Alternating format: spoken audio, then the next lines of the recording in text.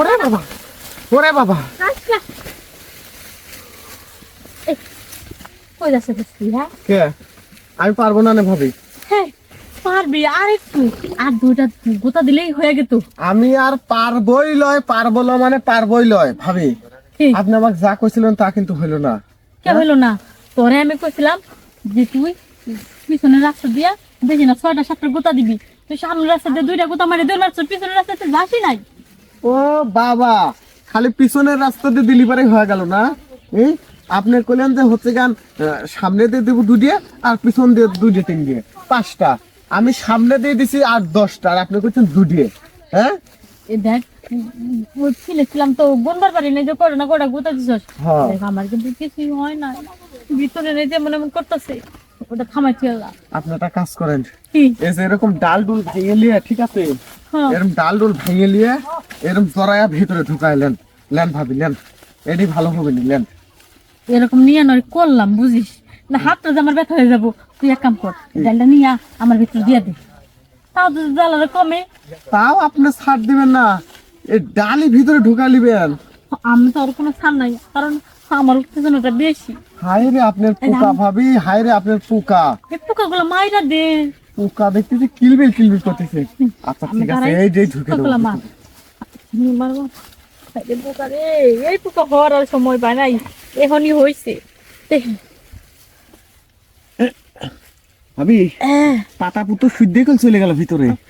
যাক, তা পোকাটি মরুক, পাতাগুলো দিচ্ছি ভিতরে শুকাইলে একটা একটু আগুন দিয়ে দিবি, পুইরা পোকাটি আরো মেরে দেবো। আপনি একটা কাম করেন ভাবি, কি কাম করবো? ভিতরে একটা ছাগল ঢুকে আলিয়েন, তাহলে আমি কাঁতালের পাতা ঢুকে দিলি পারে, বুঝছেন, ওদের ছাগলের খাবারটাও হয়ে গেল। হবু তুই তো খারাপ দেশ নাই, তাহলে পুরা পাতা বে একটু ভিতরে দিয়ে দে। ওরে বাবা, ও কি ভাবি, কি এটা তেলে অর্ধেক পাতা গেল কোনে? কত পাতা খাইয়া লাইছে, হ্যাঁ, খাইয়া লাইছে ভিতরে। কে খালো?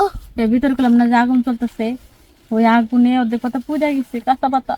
হায় হায়, না না, মনে করছে যে এখান থেকে কেউ একটু ছিঁড়ে লিছে। ও এর ভিতরে যে এইসব দুইটা রয়েছে, আমি তো খেয়ালই করে নেই, তাহলে ওই মানে পাতাটা খাবারটা খাইছে। ইসুফ, হ্যাঁ হায় হায়, তাই তো ইসুফ ভাই নিখোঁজ। ও এর লাগে তো ইসুফ ভাইয়ের কোনো খবর পাইতেছি না, অনেকদিন ধরে নিখোঁজ। হ্যাঁ, এই আপনার ভিতর রয়েছে। দাঁড়ান দাঁড়ান ভাবি, আমি ইসুফ ভাইয়ের সাথে কথা কই, ওর বাচ্চা লোকজনের সাথে কল লাগবে না। দাঁড়ান, এই ইসুফ ভাই, ইসুফ ভাই, কি ইসুফ ভাই, ওই আপনি এর ভিতর গেলেন কেমন করে?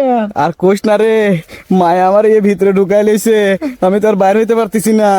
ও ভাই কি কোন আপনি, দরকার হলে হাসপাতালে নিয়ে যা, সিজার করবো, তাও আপনাকে বাইর করবো ভাই। মায়া ক 2 পা উঁচা করে একটু জোরে করে ধাক্কা দিতে, তাহলে মনে হয় আমি বাইরে হয়ে যাবো। ও আচ্ছা ঠিক আছে, আচ্ছা ঠিক আছে, দিচ্ছি ভাই দিচ্ছি।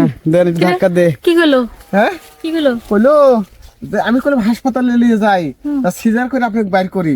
করতে যে না, ও 2 পা ফাঁক করিয়ে এই জায়গা করিয়ে